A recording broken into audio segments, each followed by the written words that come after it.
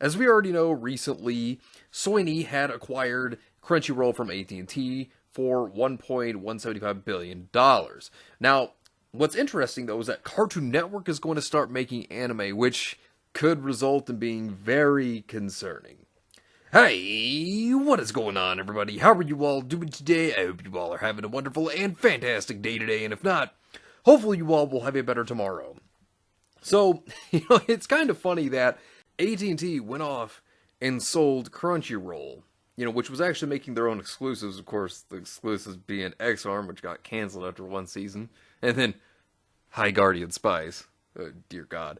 But, kind of funny that they got rid of Crunchyroll, and now they're going to start making their own anime, which, with what this is going to lead into, is that you're going to start seeing more and more people jumping into making anime. I mean, Netflix has been trying to do that.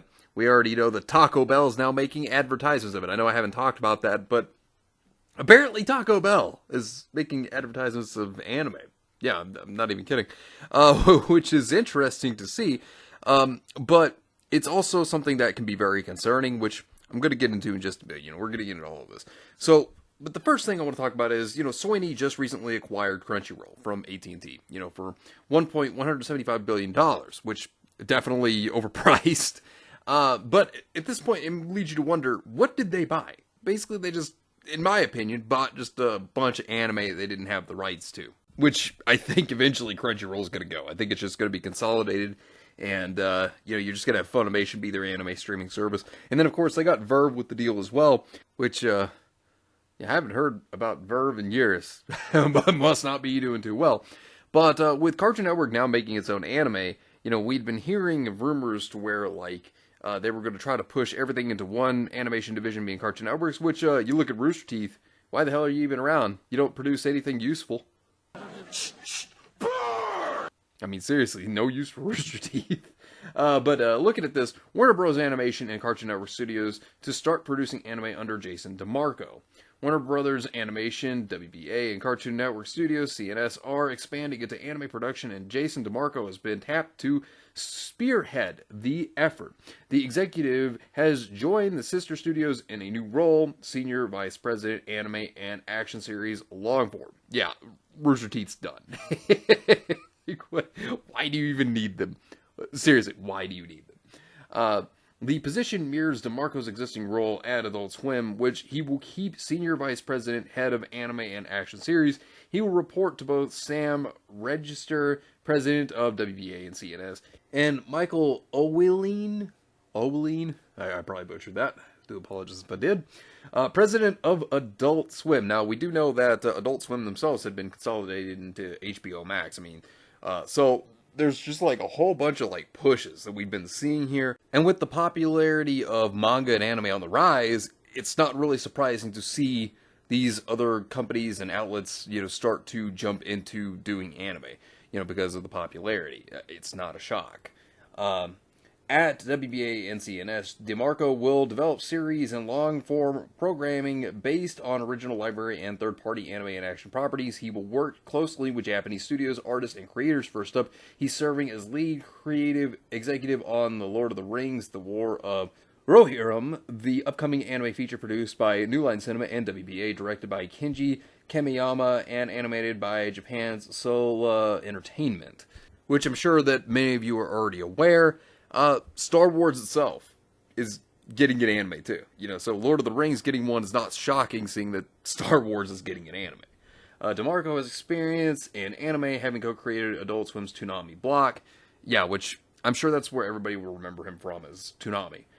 Which he continues to manage. He is currently overseeing production of Adult Swim anime originals Fina, Pirate Princess Uzumaki, and Blade Runner Black Lotus. A 20-plus year veteran of Adult Swim and Cartoon Network, the executive also founded the former's record label William Street Records. Says DeMarco of the new role, I got into this business because I love action cartoons and storytelling. Being able to work in anime and action development, two areas of animation I cared about deeply, is a dream come true. I can't wait to bring everything I've learned from Toonami and Adult Swim in our animation studios.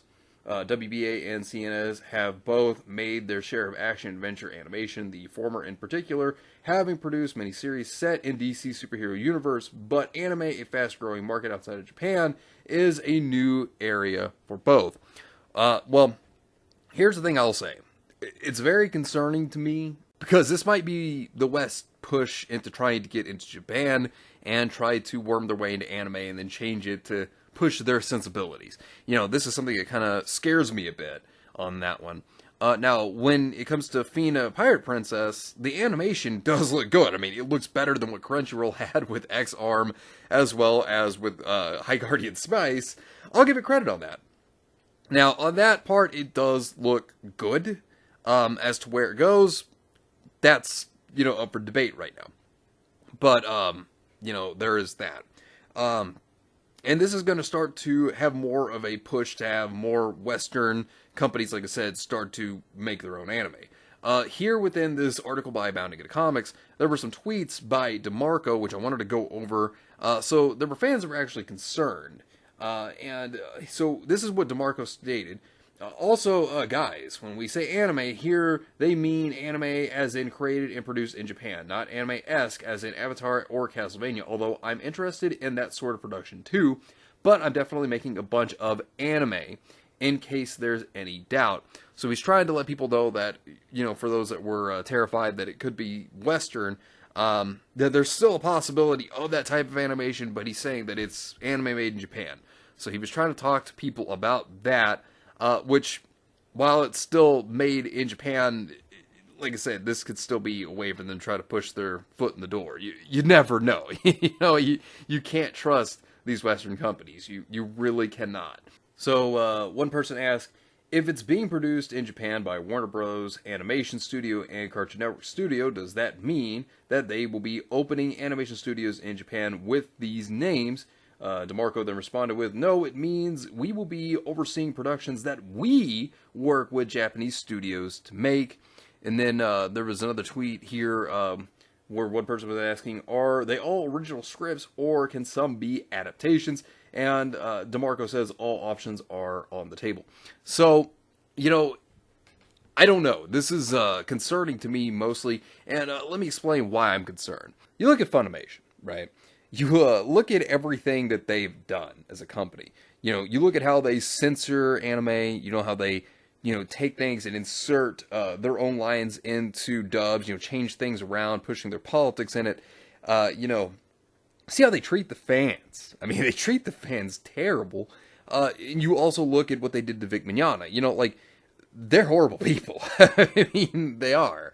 And how within this article itself, what does it mean to be on an anime production committee, how they want to try to change things for the West. They want to take what makes anime and then change it for the West, which, people like anime for what it is. This is what makes me fear that with you having more and more companies starting to jump in on this as well, this is going to start happening, and you're going to get fans very furious over stuff like this, because, fans like anime for what it's been. They don't want Western sensibilities to be pushed into it. They like anime for what it is. And, this is why I'm concerned. Now, could it result in being the opposite of what I'm thinking? Possibly. And while the animation of Fina Pirate Princess looks good, there's still tons of concerns. There's still a lot of fear, because if you look at how the West has been with entertainment, how much woke crap they've produced, and people are just tired of it, which we know Japan is too, it makes me wonder how this is going to go. Because, we don't know yet. Obviously, this is just an announcement at the time being. We'll see how this all turns out. I'm going to keep an eye out for this, keep up on what's going on with this, and see where it goes. It's concerning to me, but like I said, we'll just have to see where this goes. I'll keep a very close eye on things concerning this, and give updates when things happen, if they do happen. But anyways, let me know what you think about this entire situation down below. Subscribe to the channel if you were new here, and make sure you were still subscribed, because YouTube is unsubscribing people from all their favorite channels. So make sure you were still subscribed to all your favorite channels. Hit the video with a like, and also be sure to share the video on social media. Spread the word and get it out there. It's greatly appreciated, and it really helps out the channel a lot. Also, be sure to follow me on both Discord and Minds. We have a wonderful community there. Not only that, but it will keep you up to date on when the newest videos will be released, as well as any other upcoming events in the near future. So be sure to follow me on both Discord and Minds. The links are in the description down below. But anyways, I hope you all have yourselves a wonderful and fantastic day today, and remember, if today was not a good day, tomorrow could always be better. Take care of yourselves and everyone around you, and have yourselves a good one out there, everybody.